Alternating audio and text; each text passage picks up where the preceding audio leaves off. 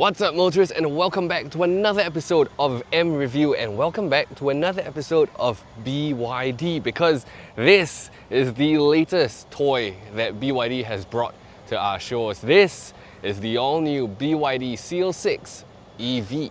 And if you haven't already, be sure to subscribe to our channel and hit the bell icon to get notified of all our future uploads.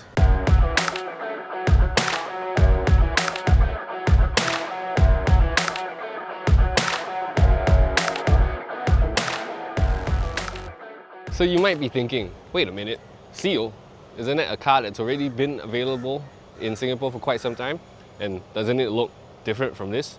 And the answer to both of those questions is yes. That's why this is the Seal 6.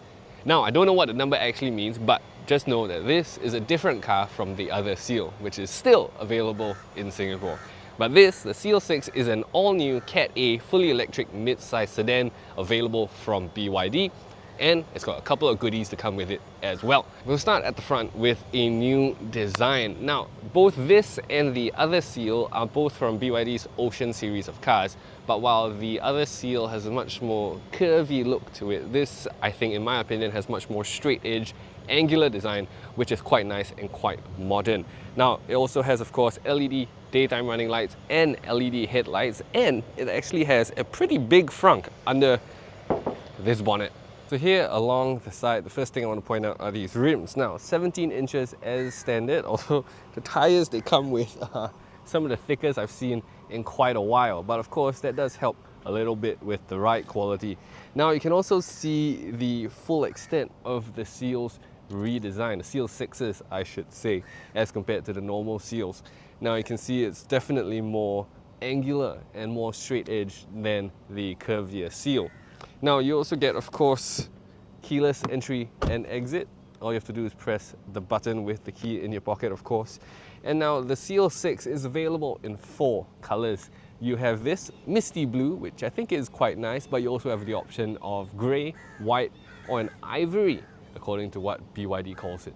Here at the back of the Seal 6 EV, first things first, you can notice the Ocean style LED rear tail lights, which I think look pretty good actually. And next is the boot. Now, the boot is not electric, but it's alright. It's a pretty small bootlet and it's pretty light anyway, but it reveals 460 litres of boot capacity, which is just about enough for me to climb in and have a little lie down. Now, the boot opening itself, because this is a traditional sedan boot, is not very big, but the load entry point is quite low, so you do get some pros and cons with the boot here in the Seal 6. So here I am now in the back of the Seal 6 EV. Now, this might just be a mid-size sedan, but I've got quite a bit of room back here. Look at this. I've got lots of leg room, I've got plenty of headroom, and because the floor is completely flat, I've got lots of space for my legs, and if there is somebody sitting in the middle seat, they don't have to straddle any hump, which is always a good thing. Now, I think the interior design of the Seal 6 EV is also quite commendable. For starters, check this thing out. This tetrapod looking design you get on all of the speaker grille covers, I think this is really cool looking, and it's a neat touch to have, as well as this kind of brushed, well, it's plastic, but this brushed look with some slight etchings on it that you can also find throughout the car. I think that is a neat touch as well.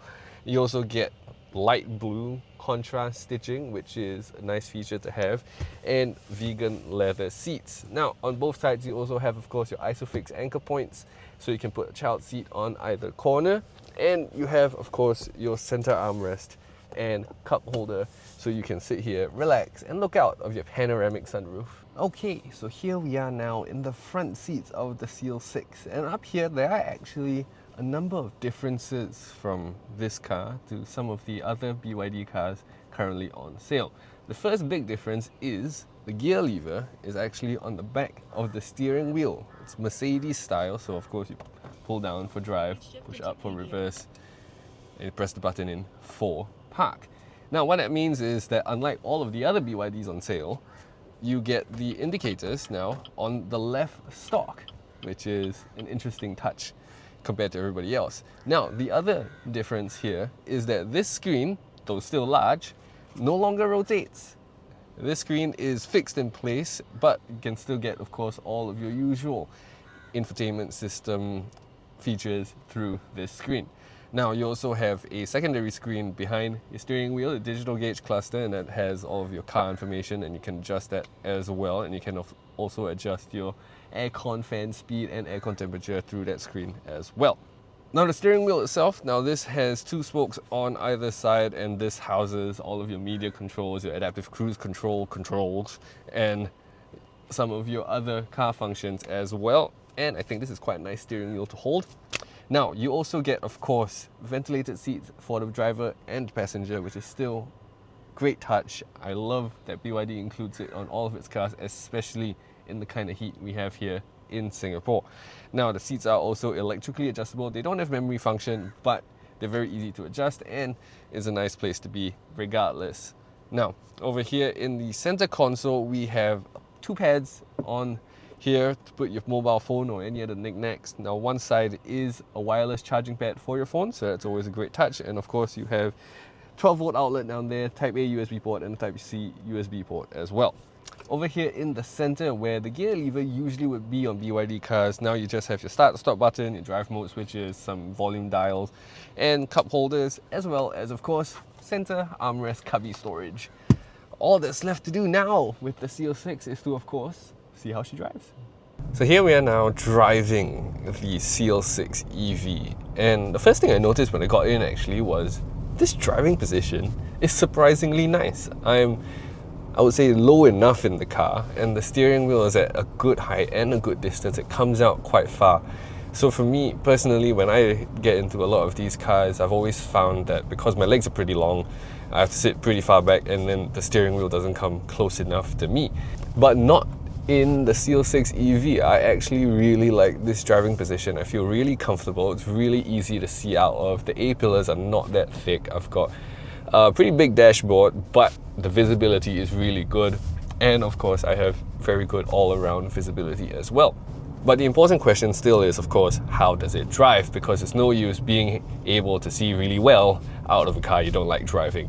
Well, the good news is the CL6 is a peach to drive. The steering is light and pretty direct. The ride quality is actually pretty decent. It doesn't bounce you around too much. It's not overly harsh. The noise isolation is also fairly decent. It's not especially noisy.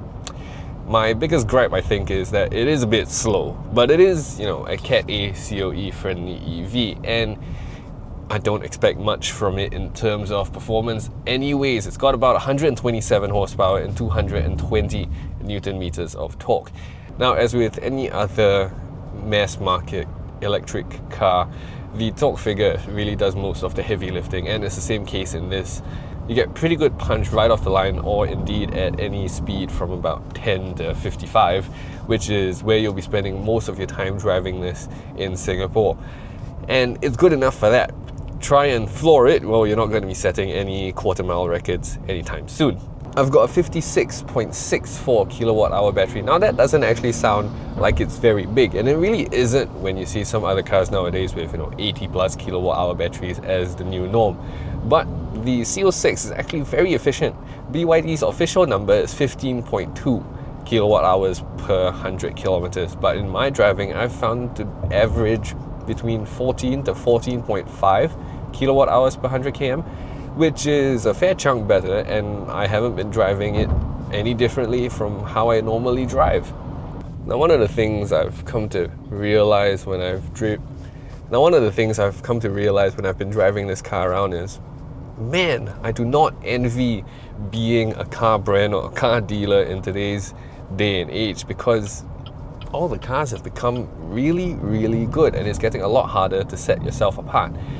So I think where BYD continues to be able to strongly show itself is by offering the value, and that is by fitting all of their usual features that people have come to know and love into cars that are progressively being offered at more aggressive price points to try and sway the buyers over. And I think the Seal 6 has done just that. It's a pretty good looking car. It's pretty big on the inside. It's comfortable. It's got all of the necessary features you need nowadays. It's got creature comforts like ventilated seats, adaptive cruise control, wireless Apple CarPlay and Android Auto, decent sound system actually. And it offers all of that at an attractive price. I think the Seal 6 still maintains that most important BYD attribute, and that is value for money, because the Seal 6 is actually a joint second for the most affordable BYD you can get on the market today, and it shares that position with the BYD Dolphin. They're actually the same price. So really all it boils down to is, which shape do you prefer? Do you prefer a hatchback? You can get the Dolphin. Or do you prefer, like myself, a mid-size sedan, in which case the Seal 6 is now an option for you. But what I can tell you is, no matter which shape you prefer, there's a BYD for you.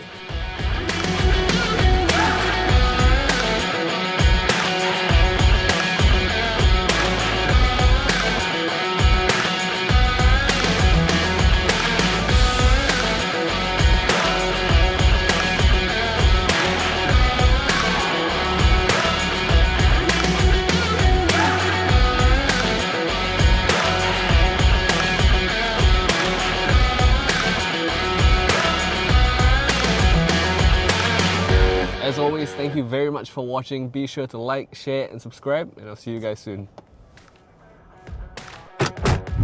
Motorist